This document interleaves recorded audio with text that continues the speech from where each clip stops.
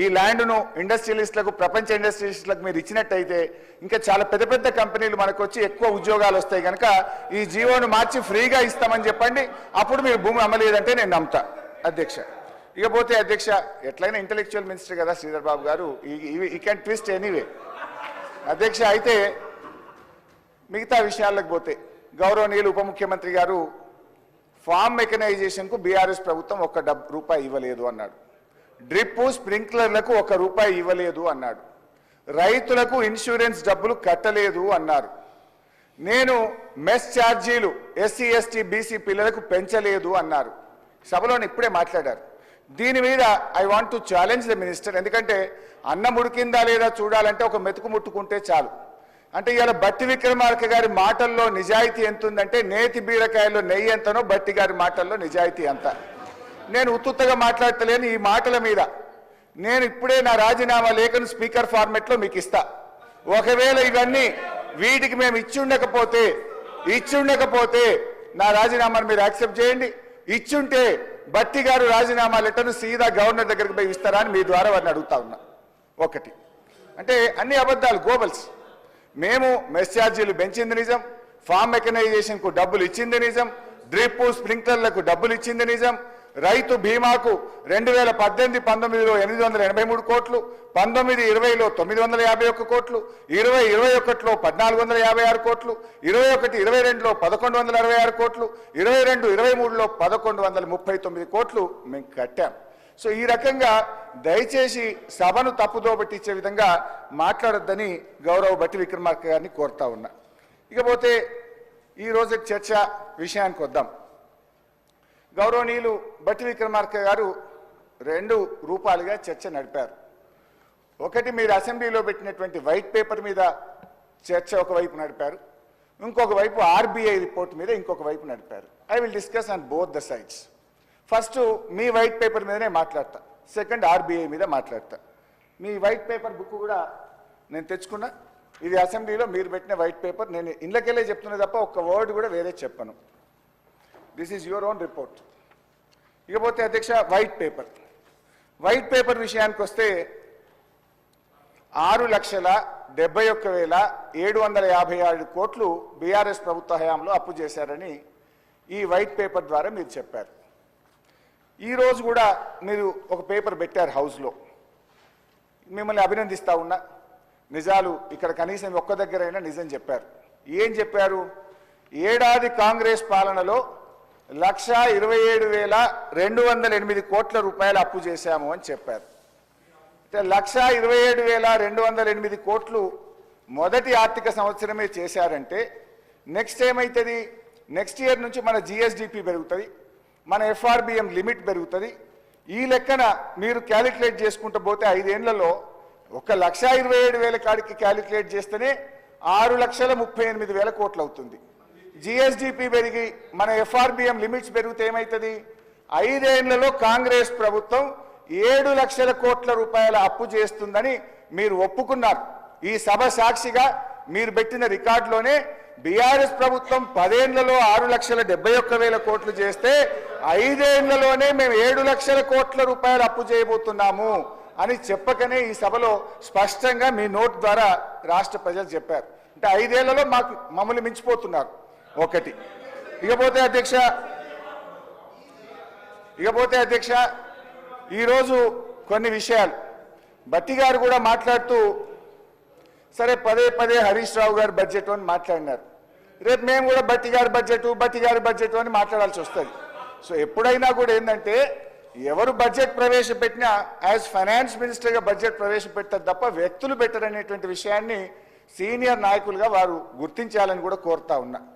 ఇలా ఆర్థిక మంత్రిగా వారు కొన్ని విషయాలు మాట్లాడారు, మళ్ళీ చెప్తా. కానీ ఇప్పుడు ఇందాక మా బట్టి గారు మాట్లాడుతూ మిగులు రాష్ట్రంగా అప్పచెప్పాం, అప్పులు చేశారు అన్నారు. మరి 2014లో రెవెన్యూ మిగులు 369 కోట్లు అయితే 2022-23లో 5,994 కోట్లు మిగులు.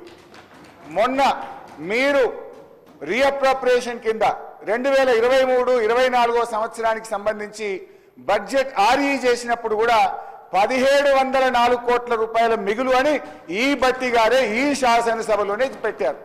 అంటే మీరు ఆ రోజు మాకు 369 కోట్ల మిగులు రాష్ట్రాన్ని అప్పచెప్తే మీ లెక్కల ప్రకారంగా మీరు ఈ శాసనసభలో పెట్టిన బడ్జెట్ బుక్కుల ఆధారంగా 1704 కోట్ల రూపాయల మిగులుతో ఈ రాష్ట్రాన్ని మేము మీకు అప్పచెప్పాము.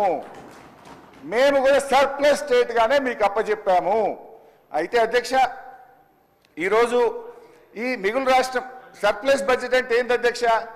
అంటే మనము మిత్తిలు, జీతాలు, పెన్షన్లు, అదేవిధంగా అన్ని రకాల సబ్సిడీలు అన్నీ పోయిన తర్వాత మిగిలేదాన్ని మనం ఖర్చులు పోగా మిగిలేదాన్ని రెవెన్యూ సర్ప్లస్ అంటాం. అంటే మేము కూడా మిగులు రాష్ట్రంగానే మీకు అప్పచెప్పాం. ఇది నా మాట కాదు, ఇది శాసనసభలో మీరు చెప్పిన మాట. ఇకపోతే అధ్యక్ష, మరి ఇందాక కూడా బట్టి గారు ఒక మాట మాట్లాడుతూ ఎలక్ట్రిసిటీ డిపార్ట్మెంట్లో మీరు చాలా డబ్బులు కట్టాలి కదా, 1,25,000 కోట్లని పాపం లేని ఆవేశం తెచ్చుకొని చాలా ఆవేశంగా చెప్పారు. ఇప్పుడు 2014-15లో రాష్ట్రం ఏర్పడ్డప్పుడు ఈ రాష్ట్ర బడ్జెట్ 68,000 కోట్లు. 68,000 కోట్లకే ఒక విద్యుత్ సబ్సిడీకి 15,000 కోట్లు కడతారా? ఆ రోజు అవసరం ప్రకారంగా ఆ రోజు కట్టాం. 68,000 కోట్లతో దశా దిశ లేని పరిస్థితుల్లో ఈ రాష్ట్రం ఏర్పడితే మేము ఈ రాష్ట్రాన్ని చాలా బాగా అన్ని రంగాల్లో అభివృద్ధి చేస్తూ మీకు 2,93,000 కోట్ల బడ్జెట్తో ఈ రాష్ట్రాన్ని మీకు అప్పచెప్పాం.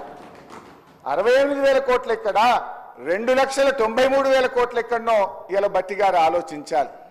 ట్యాక్స్ రెవెన్యూ 2014-15లో మేము అధికారంలోకి వచ్చిన నాడు ఈ రాష్ట్ర ప్రభుత్వం యొక్క స్వంత ఆదాయం 35,770 కోట్లు. కానీ మేము దిగిపోయిన నాడు ఈ రాష్ట్ర ప్రభుత్వ ఆదాయం 1,53,837 కోట్లు.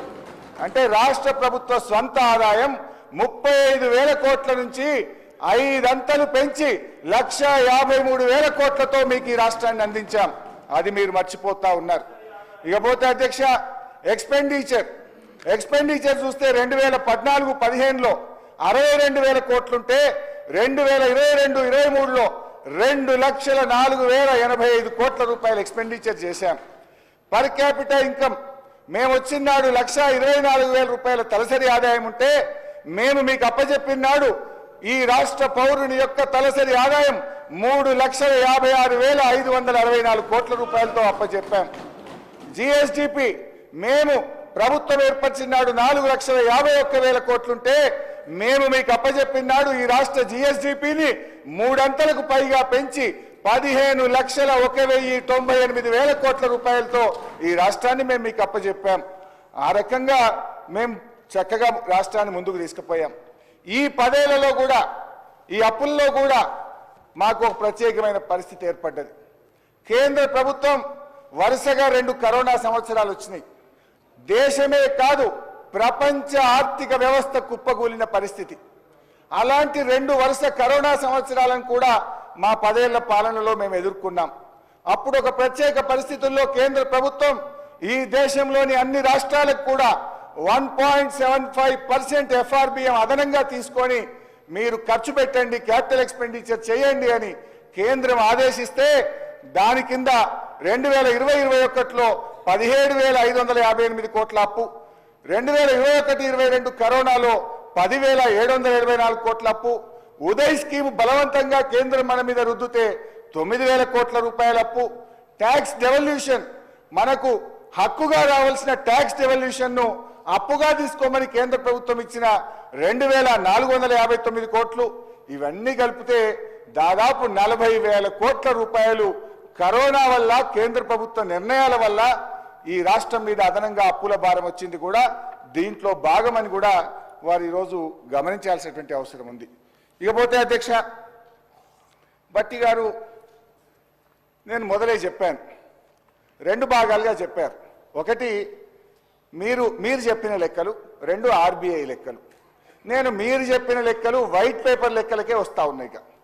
వైట్ పేపర్ లెక్కలకు వస్తే అధ్యక్ష, మీరు తెలంగాణ రాష్ట్ర ప్రభుత్వ అప్పు 6,71,000 కోట్లని చెప్పారు. అయితే అది మేమేమంటున్నామంటే విచ్ ఈజ్ నాట్ కరెక్ట్ అని మేము అంటున్నాం. ఎట్లా నాట్ కరెక్ట్ అంటున్నాం అది నేను వివరించదలుచుకున్నా మీకు ఇప్పుడు. ఎందుకంటే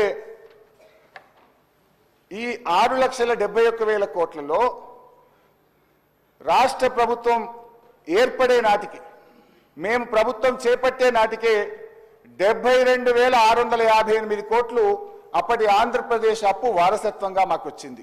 ఒకటి. రెండు, వివిధ సంస్థలకు గ్యారంటీల రూపంలో అప్పటి రాష్ట్ర ప్రభుత్వం ఇచ్చిన అప్పు 15,000 కోట్ల రూపాయలు కూడా మాకు వచ్చింది. మూడు, ఈ 6,71,000 కోట్లలో బట్టి గారి తెలివితేటలకు మేధస్సుకు మొక్కాలి. ఎందుకంటే మీరు ప్రభుత్వం వచ్చింది డిసెంబర్ 7, 2023. కానీ బీఆర్ఎస్ పార్టీ అప్పుల్లో ఎప్పటిదాకా పెట్టిండ్రు? మార్చి 31, 2024 దాకా మీరు చేసిన అప్పులు కూడా మాకే కలిపినావు నాయన నువ్వు. అది ఎంత అంటే 15,118 కోట్లు.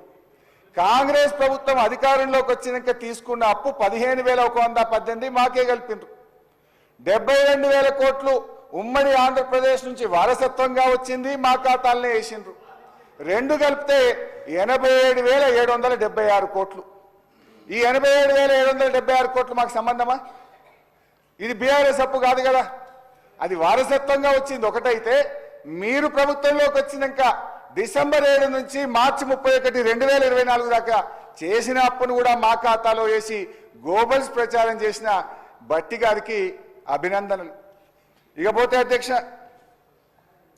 ఇక గ్యారంటీలుగా 2014 కంటే ముందు గ్యారంటీల రూపంలో వారసత్వంగా వచ్చిన అప్పు 11,609 కోట్లు. అది 15,000 ఏమో మీరు చేసింది, వారసత్వంగా వచ్చిందేమో గ్యారంటీల రూపంలో 11,609. 15,118 బట్టి గారు చేసిన అప్పును బీఆర్ఎస్ ఖాతాలు వేసిండు, అది 15,118 బట్టి గారు అప్పది. నీ భాషలో చెప్తుంది, ఏం చేయాలి మరి? ఇకపోతే 72,658 కోట్లేమో ఉమ్మడి ఆంధ్రప్రదేశ్ నుంచి వారసత్వంగా వచ్చిన ఈ మూడు జమ చేసుకోండి. ఈ మూడు కలిపితే ఎంత అయిందంటే 99,385 కోట్లు. ఈ 90 లక్ష ఎందుకు నేను కల్ప, ₹1 తక్కువనే చెప్తా. 99,385 కోట్లలో అసలు బీఆర్ఎస్ పార్టీకి ఏం సంబంధం? ఇది కూడా మా ఖాతాలు వేసి మీ యొక్క తెలివితేటలు ప్రదర్శించారు, మీకు అభినందనలు. ఇకపోతే మీరు విడుదల చేసినటువంటి వైట్ పేపర్లో, ఇందులో ఈ బుక్లో, ఇందులో మీరేం రాశారు?